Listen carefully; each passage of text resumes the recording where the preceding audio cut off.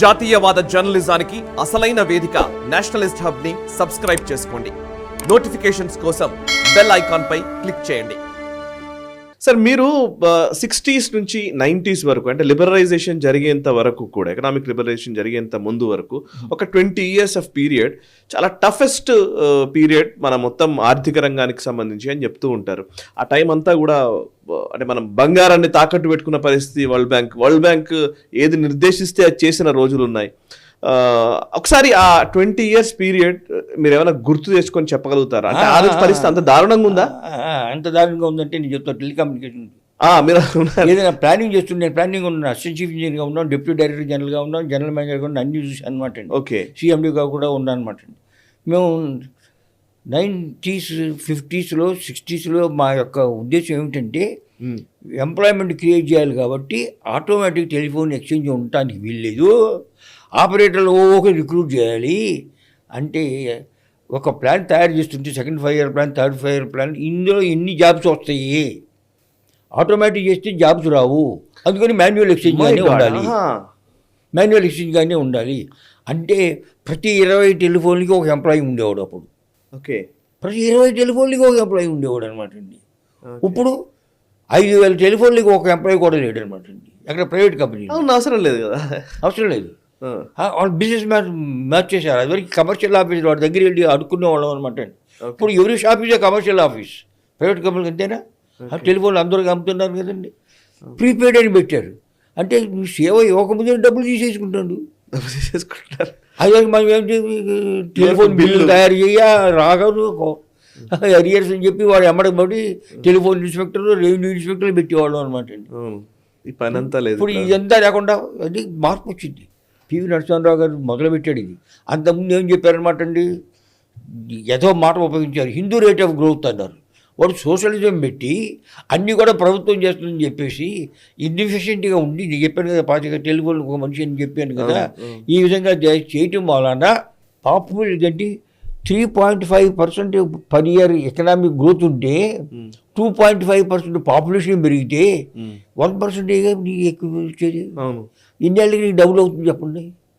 అవే కాదు. అందుకని దాన్ని ఏమన్నాడు అనమాట, ముండా కొడుకులు అంతా కలిపి ఏమని చెప్పారు, దాన్ని హిందూ రేట్ ఆఫ్ గ్రోత్ అన్నారు. అరే ఏ హిందువు చెప్పారు ఈ మాట?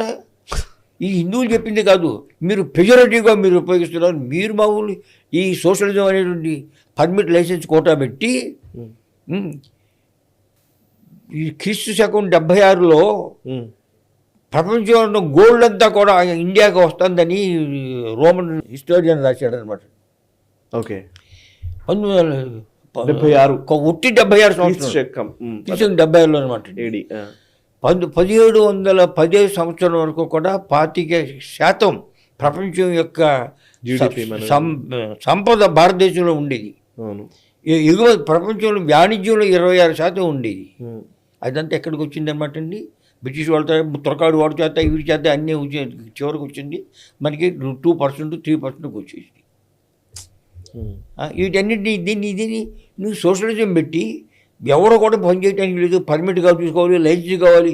ఏ కంపెనీ అన్నా కనుక నీకు 100 యూనిట్లు తయారు చేయమని లైసెన్స్ ఇచ్చామనుకోండి, 150 యూనిట్లు చేస్తే నీకు పద్మశ్రీ ఇవ్వాలా?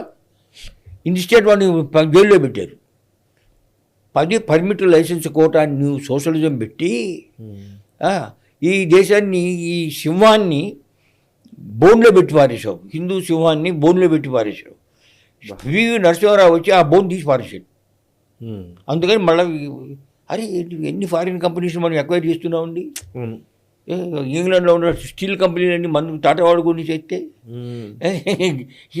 ఇండియన్ ఎప్పుడైతే పూర్వం ఏ విధంగా అయితే ప్రపంచంలో only India and China dominate చేసేవన్నమాట అంటే ట్రేడ్ అంతా కూడా, మ్యానుఫ్యాక్చర్ అంతా కూడా, ఆ విధంగా మనం తయారవుతున్నాం. ఓకే, ఈ లిబరలైజేషన్ వలన దీని గురించి చెప్పి మనం ఎంకరేజ్ చేయాలి. అదే చేశాడు మోడీ గారు. స్వాభిమానం, ఆత్మనిర్భరత, వికసిత్ భారత్ అవ్వాలి, అంతేగాని డెవలపింగ్ ఎన్నిసార్లు గజగర్భమా ఇది.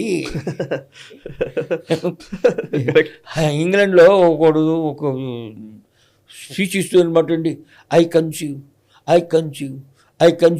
రెండో మాట రావట్లేదు అనమాట అండి. ఆవిడ రెండో అపోజిషన్ వాళ్ళు లేచి you have conceived thrice but delivered none అన్నాడు.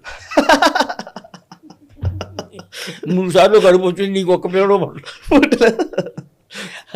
అదే కానీ మనకి మన డెవలప్మెంట్కి అలా చేయకుండా నిర్బంధించినటువంటి ఈ పర్మిటెడ్ లైసెన్స్ కోటా అనేటువంటి socialism which was foisted upon us by communist fellows, మాలో మిస్ట్రీట్ వాళ్ళంతా అనమాట.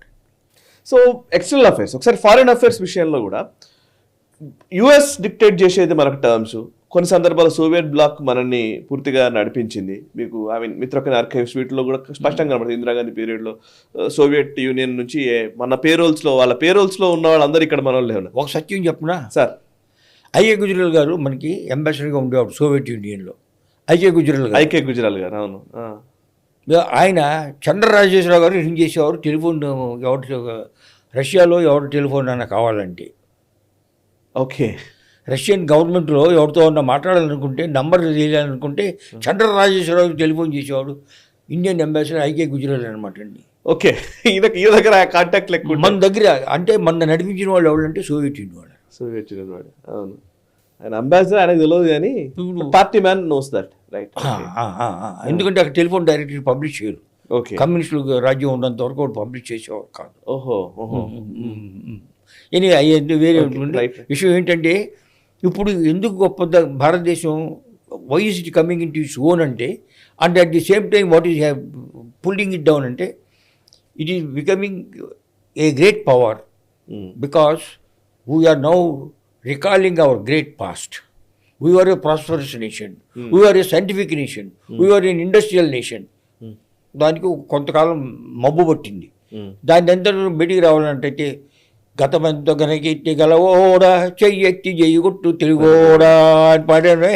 అలాగే గతమెంతో గనకెట్టి గలవోడా చెయ్యెత్తి నోరెత్తి మాట్లాడరా, చేతులు ఎత్తి పని చేయరా అని చెబుతుండటం వలన మన దేశం యొక్క వికసిత భారతదేశం అవుతుంది. ఈ వీడియో మీకు నచ్చినట్టయితే లైక్ చేయండి, 10 మందికి షేర్ చేయండి. అలాగే కామెంట్ల రూపంలో మీ అభిప్రాయాలను మాతో పంచుకోండి. Nationalist hub group of channels ను సబ్స్క్రైబ్ చేసుకుని తెలుగునాట జాతీయవాద జర్నలిజాన్ని ప్రోత్సహించండి. ఈ వీడియో కింద ఉన్న బెల్ ఐకాన్ పై క్లిక్ చేయడం మర్చిపోవద్దు.